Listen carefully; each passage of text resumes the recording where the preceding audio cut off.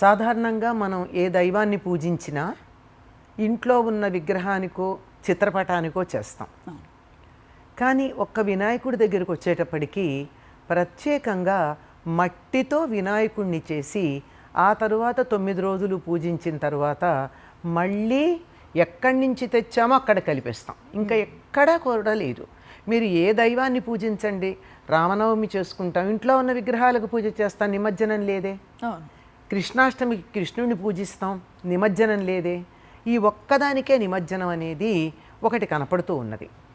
ఇది ఎందుకు అంటే భూతత్వానికి సంబంధించి భూమికి సంబంధించిన శక్తి, కుండలిని శక్తి, వాటిని మనం పొందడానికి భూమి నుండి మట్టి తీసుకుని విగ్రహాన్ని తయారు చేసి మళ్ళీ ఎంతకాలం ఉంచుకుంటాం, అందుకని మళ్ళీ భూమికి అర్పణ చేసేటటువంటి కార్యక్రమం ఇది. ఈ ఒక్క వినాయకుడి దాంట్లోనే మనం ఈ నిమజ్జనం అనేటటువంటి కార్యక్రమాన్ని చేస్తాం. ఈ నిమజ్జనం కూడా నీరు అందుబాటులో లేని ప్రదేశాలు ఉంటాయి, ఎక్కడెట్లా చేస్తారు?